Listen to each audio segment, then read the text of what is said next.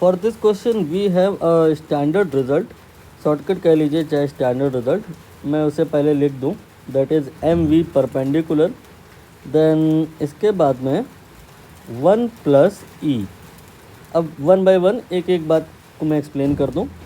M तो समझ ही गए होंगे, that is mass of the ball जो इस दीवार से स्ट्राइक करने आ रही है, और वी परपेंडिकुलर क्या है इस पर बात करेंगे। तो ये जो बॉल आ रही है दीवार से स्ट्राइक करने, आने को तो ऐसे भी आ सकती है, ऐसे अगर आ रही है तो वी विल से कि बॉल दीवार के परपेंडिकुलर आ रही है स्ट्राइक करने। ये आपका दीवार है और दीवार से परपेंडिकुलर स्ट्राइक करने आ रही है, और अगर ऐसे आ रही है तो कहेंगे हम लोग क्या कि बॉल दीवार के पैरेलल आ रही है।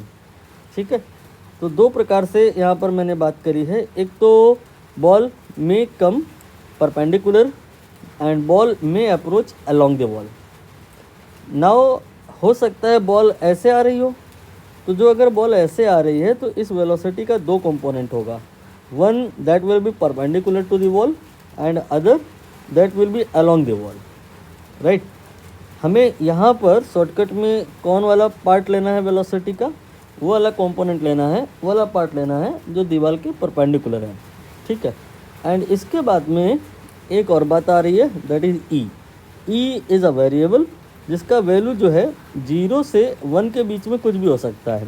0 कब लिया जाएगा, जब बॉल यहाँ पे स्ट्राइक करने के बाद बाउंस बैक करे ही नहीं, वहीं बॉल दीवार पे चिपक जाए, देन वी जो स्ट्राइक करने के बाद होगा that time it will be 0 and E will be 0।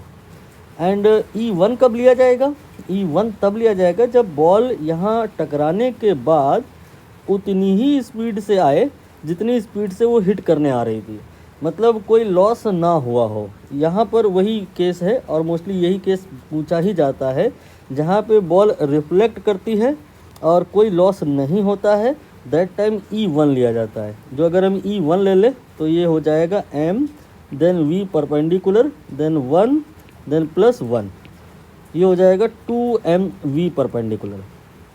अब v परपेंडिकुलर निकाल लो कितना आएगा, पुट कर दोगे तो आंसर आ जाएगा। यहाँ पर एंगल आप देख रहे हो वाला 60 है, तो ये एंगल 60 है तो ये भी 60 होगा। तो जो ये v है उसका वो वाला कंपोनेंट, ये वाला नहीं, वो वाला कंपोनेंट जिसके साथ में एंगल गिवन है that will be in terms of cos not in sign.